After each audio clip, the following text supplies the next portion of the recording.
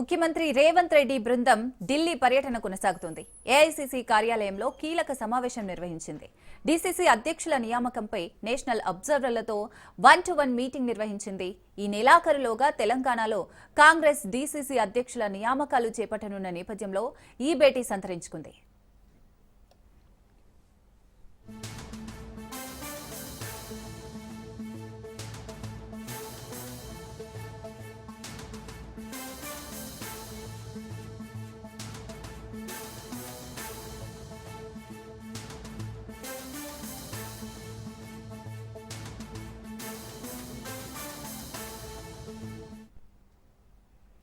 అలాగే ముఖ్యమంత్రి రేవంత్ రెడ్డి ఢిల్లీలో ఏఐసీసీ నేత కేసీ వేణుగోపాల్తో భేటీ అయ్యారు.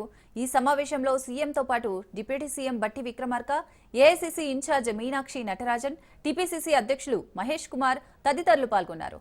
రాష్ట్ర రాజకీయ పరిణామాలపై ఈ భేటీ చర్చించారు.